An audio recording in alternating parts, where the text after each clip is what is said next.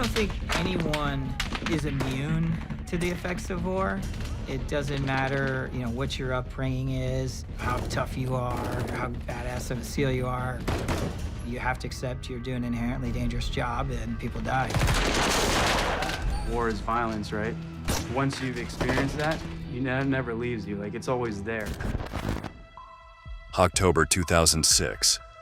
The city of Ramadi is the bastion of the insurgency in the Iraq War. It is considered one of the most dangerous places in the world, and the American forces deploy their best men to gain an advantageous position in the brutal fight. Among them is the SEAL, Rob Guzzo. This soldier is part of a group of highly trained fighters to face different situations and eliminate any type of threat. Together with his colleagues from the American Navy, they have one goal: to control that hell. The violence reaches such a point that the soldiers will return home with blood on their hands and enormous silent wounds, which no one can see. But they are there, and every moment they become deeper. In this new video from Military Force, we will learn the story of Rob Guzzo and his incursion into Iraq, where a terrorist attack changed his life forever. If you want to know his tragic fate, then stay with us. But put on your helmet, because we are about to enter the war zone.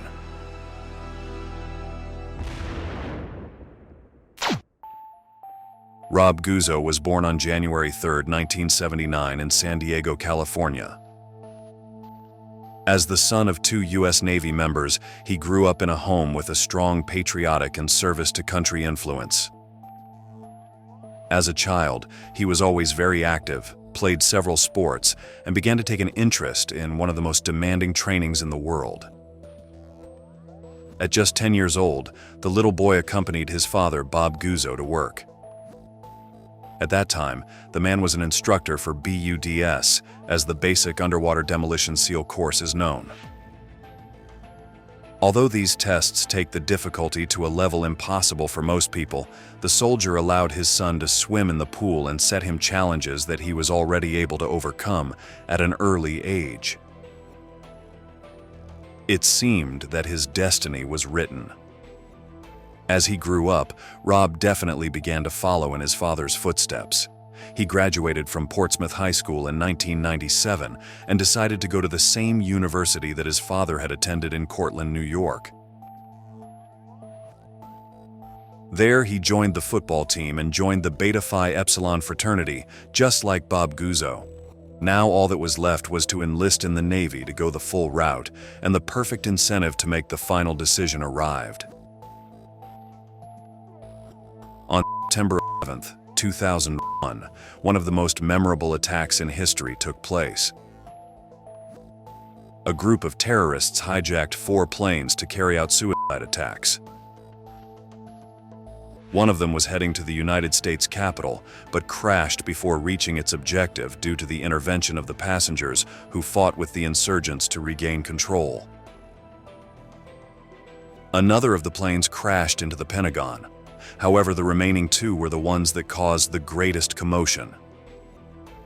They crashed into the Twin Towers in New York, causing around 3,000 fatalities. The episode moved a large number of young people who decided to join the United States Armed Forces to be part of the fight against terrorism. And Rob Guzzo was one of them. With the world affairs, the way they were moving, I knew Rob was going to certainly get deployed into a combat zone. So when I heard that Rob and his platoon was going to Ramadi, I obviously was concerned. Everyone knew Ramadi was extremely volatile. It was very hotly contested. It was controlled by the bad guys. Since the fall of Fallujah in 2004, the city of Ramadi had become the center of the insurgency in Iraq. Al-Qaeda had declared it its capital, and the 500,000 inhabitants of the town, located just over 100 kilometers from Baghdad, became prisoners of a hell. The territory was disputed by American forces and the insurgents. Law and order disappeared completely and street battles were common. The biggest fight for control began in March 2006 and lasted for 8 brutal months. It was during this period that Rob Guzzo arrived on the scene with a team of U.S. Navy SEALs. Their mission was to defeat the extremists and force them to abandon the city. In the meantime, they had to establish a series of patrol bases in key areas. These were called combat operating posts and often came at a high price due to the risks and loss of life among the troops. This became one of the most violent periods of the conflict, and the Americans knew that death lurked around every corner. This is how Mark DlE5 and Mikey Sowers, 2 SEALs who were part of Guzzo's platoon, describe it. Ramadi in 2006 was the hotbed.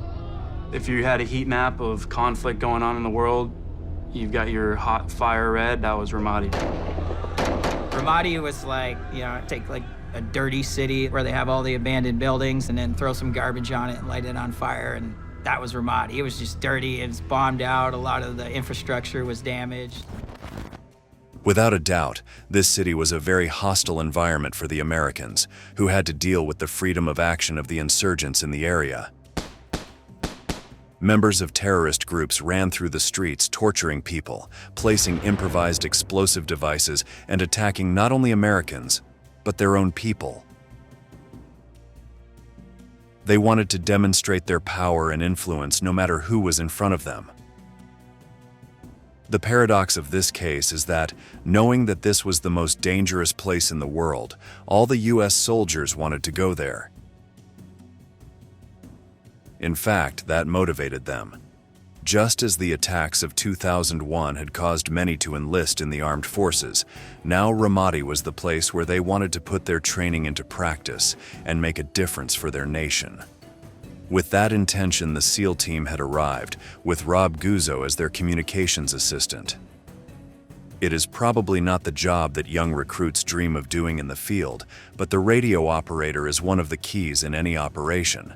Sowers, meanwhile, was a frontliner, meaning the person who walks at the front of the patrol group, determining the route to the objective. This is a crucial position, as he is the soldier who will initially come into contact with any enemy attacking from the front.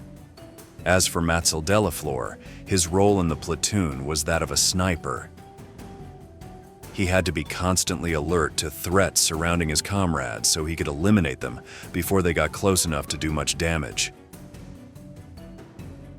Still, no task was easy to accomplish in a place like Ramadi. The reason we were in Ramadi was to bring about a certain amount of order and control to a chaotic scene. It was just such a violent environment over there, and it was a very tough environment to fight in. This city was a clear example of the vital importance of Guzzo's work in communication. It was full of alleys, windows, and doors of destroyed and abandoned buildings. Every crack was a huge threat. A terrorist could be hiding and shooting at any moment from those places. For that reason, it was necessary to have a lot of information exchange about the state of the terrain between the troops to build a map of the battlefield. That's where the skills of Rob and his partner Dave Hancock, another of those in charge of communication, with whom he also maintained a close relationship, came into play. They told the other SEALs when to move and became their guides when someone ended up in the middle of a firefight. Rob was in charge of calling for reinforcements or marking an escape route so that his companions could flee from the deadly rain of bullets. In one way or another, he was the guardian who had to save the lives of the other soldiers, and he was very committed to his task. I remember seeing Rob in his element and really, being a master of his craft. You got Mikey? Nothing yet. Clear, man. We were doing an Overwatch mission. There was weapons being moved at a mosque. Our whole task unit that was out there set up in different positions to monitor this insurgent activity that was going on. The group was conducting an operation in which they had to remain undetected. The most important thing was to gather information to build a future strategy. If they did indeed find that the mosque was the terrorists' largest weapons depot, a raid could be carried out. But that would be for another day. This time, they only needed to observe and not be detected by the enemy. However, everyone was aware that in Ramadi action could come at any time. The SEALs knew that the insurgents were not afraid of confrontation, and at the slightest sign of an enemy presence, they would take their rifles and go out into the streets to fight. Finally, their fears were realized. One of the positions that had been taken by the Americans was exposed, and the rival began to prepare for battle. The mosque started putting out a call for blood, which is a call for people to come and fight.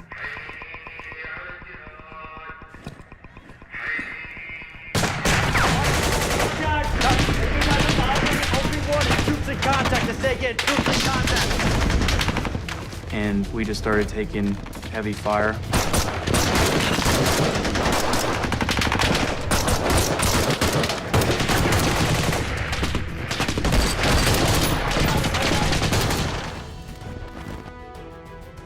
The sound of explosions was constant.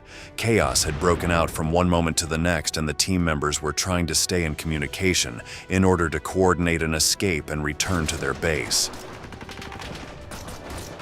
Rob Guzzo was on the roof of a building, and guided by the sounds, he tried to discover where the enemy fire was coming from in order to build a map of the area.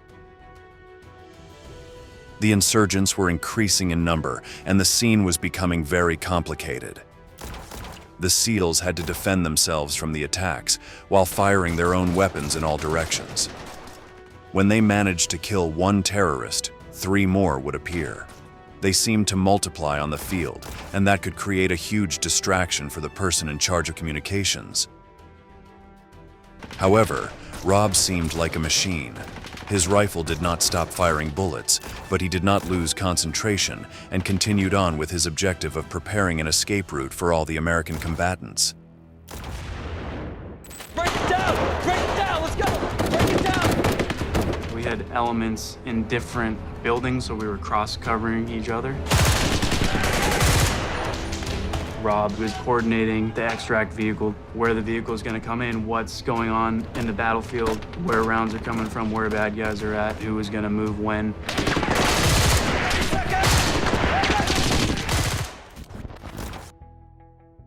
Their situation was a complete challenge.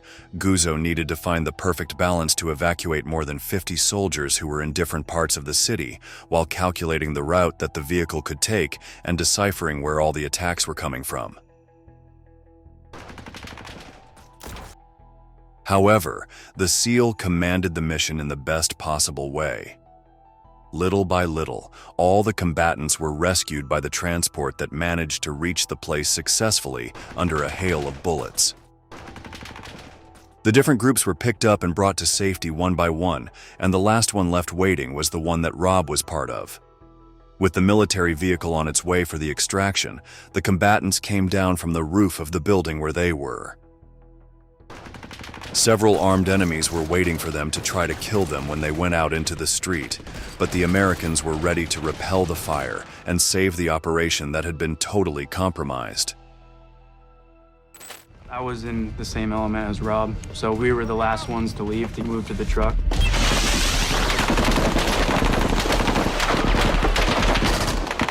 This whole time, Rob is on the radio, not shooting rounds. He's listening the entire time.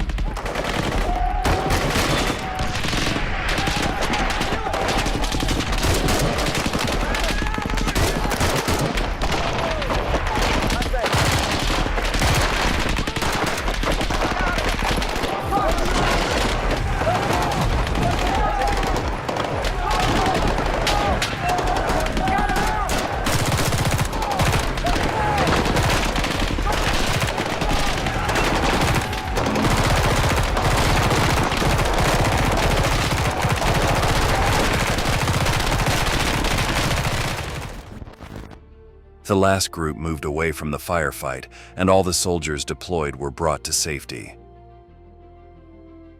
The seemingly impossible logistics had ended in a resounding success thanks to the skill of Rob Guzzo. However, the insurgents felt this as a harsh defeat. They had found an unbeatable position to attack their enemies and did not suffer a single casualty among the American forces. The anger could be felt in the following days when brutality and violence increased in the city. An increasingly hot climate put the work of the SEALs to the test, who needed to maintain the infrastructure and integrity of Ramadi for the operation of their operations posts. One night, while the Americans were inside a building they had managed to capture, Dave Hancock, the soldier who accompanied Rob in the communications tasks, heard an unmistakable sound on the roof. They were grenades bouncing before exploding ferociously.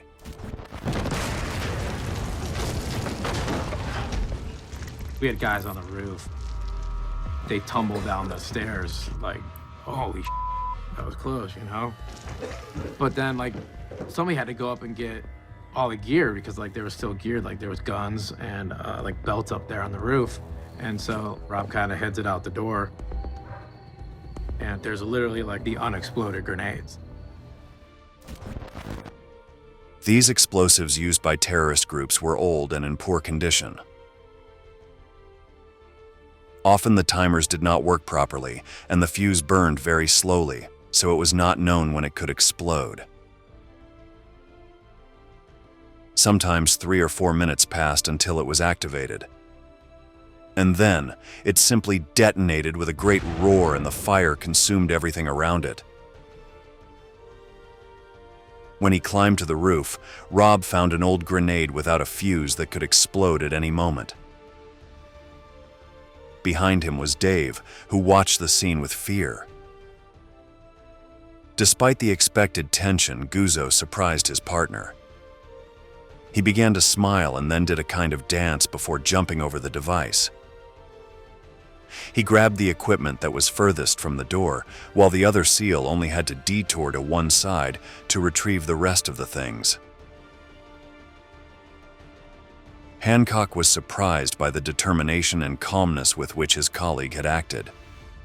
And he chose the most perilous route. He chose the one that was gonna keep me safer.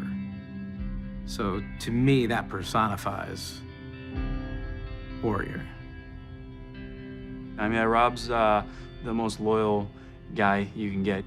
No matter what, he's gonna support you because you're his bro. Guzzo's commitment to his fellow soldiers had allowed all the tension to have a positive outcome for the American soldiers.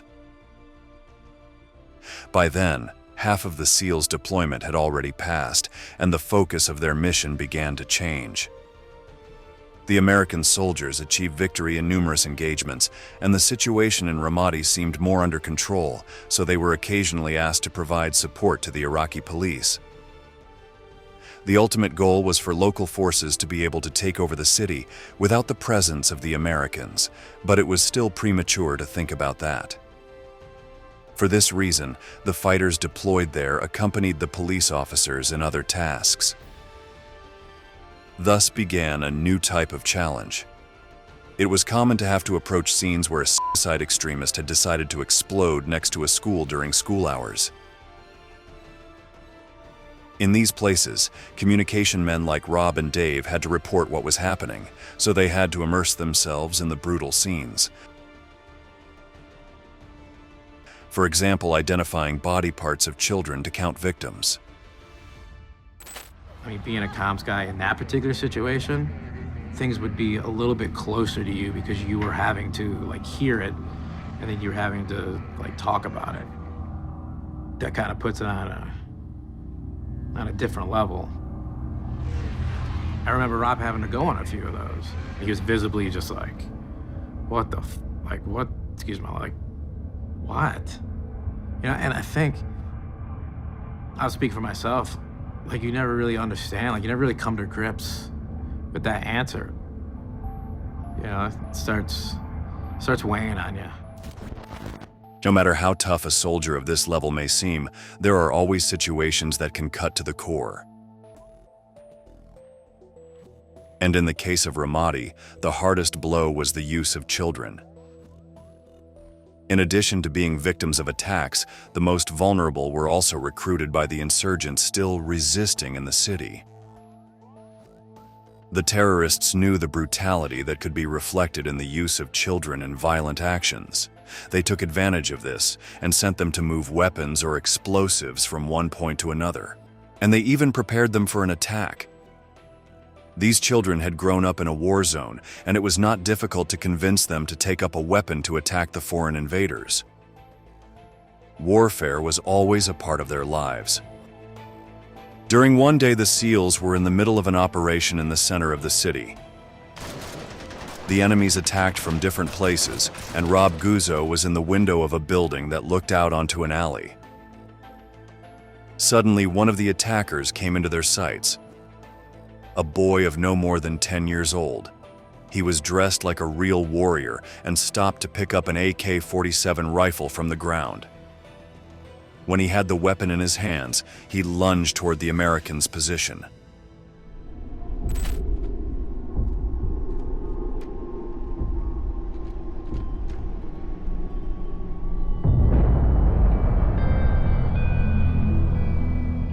Rob had to make a decision.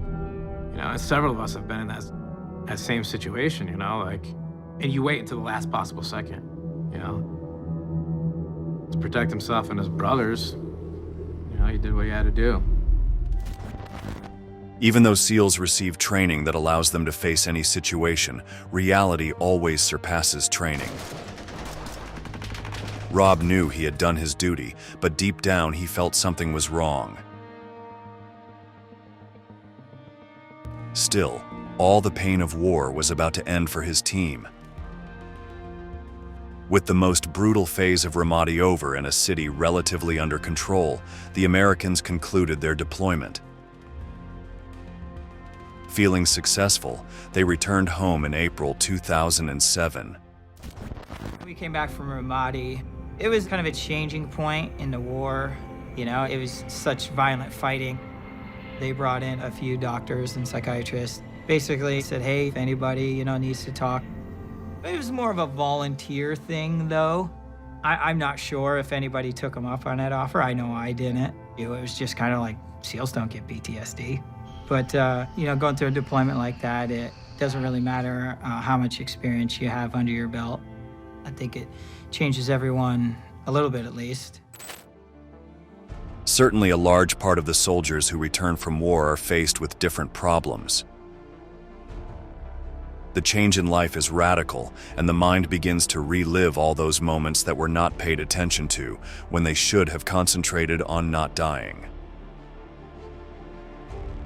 The sun does not always rise again for the combatants who have seen such brutality and bloodshed. A dark cloud often covers the light, and it is difficult to express it. This is a common metaphor among those who have decided to speak about the subject and ask for help. Without a doubt, in this case, Rob Guzzo had been one of the victims of those silent wounds. When Rob came home from Ramadi, his eyes were just dark, and it was like looking into abyss. He just wasn't the same person. War is a constant thing. So your chemicals in your brain, your adrenaline, it's elevated. And when you come back, it's almost like a dullness, right? Because you're not experiencing things at those levels. So things can kind of just seem just blah, you know, like just drab. In an attempt to adapt, Rob began drinking heavily. He never slept, and when he did, he had constant nightmares. This combination of things prevented him from healing mentally after some of the most traumatic experiences of his life. The problem became a giant wheel. The SEAL couldn't get any rest, so he drank alcohol to fall asleep. Before he knew it, he was drunk and trapped with no way out. For years, he would either call me or his father in the middle of the night, and he would just want to talk. He would cry. A lot of times he would be intoxicated. And that just became, you know, our routine. Rob's family realized the problem and knew they had to get him some kind of treatment. He eventually saw a psychiatrist and was diagnosed with a variety of different conditions, including anxiety and PTSD. The latter is a silent illness that affects each person differently. It can last from months to years. Faced with episodes that recall the trauma, it causes intense emotional and physical reactions, often exaggerated. Treatment includes different types of psychotherapy and medications to control symptoms, and Guzzo underwent several, both in the civilian and military fields. However, he still had minor setbacks in his daily life. Still, the SEAL tried hard to get ahead. He sought to focus on other things like studying as he set out to earn a master's degree in kinesiology. In addition, he received the news that he was going to be a father, which excited him. Beyond taking some steps toward a promising future, the ghosts were still present. And on November 12, 2012, the tragic end came. Rob had gone to the bar with some colleagues to celebrate Veterans Day. After midnight, he returned to the residence where he lived with other members of the Navy, including his former colleague in Iraq, Mark Matzel Lafleur. The latter had gone to sleep but was suddenly interrupted by other soldiers who woke him up in despair. Mark, I need your help. I need you to come out here right now. I come out of the bedroom and I see Rob, you know, sitting in a chair. The first thought in my head is, he's doing a prank on me right now. It doesn't make sense. There's no way this is real. I nudge him, say get up. And that's when I notice the reality of the situation. Rob couldn't stand the hell that was in his mind any longer and decided to put an end to it. Everything he faced in the war was nothing compared to the guilt and pain that continued to torture him for years. Mott's called me that morning. I'll never forget. It'll never be out of my head. It'll be there for the rest of my life. It struck me into the heart like I've never felt before. His former colleagues still remember Rob's cheerful and fun personality, and now they promote psychological support for combatants to raise awareness of the serious problem that often accompanies them. The goal is to be able to speak openly about mental health issues and prevent other great soldiers from following the same path as their friend. Now, after having learned about Rob Guzzo's incredible and tragic story, the time has come to say goodbye. Thank you very much for staying with us until the end. We look forward to seeing you again in our next military force video.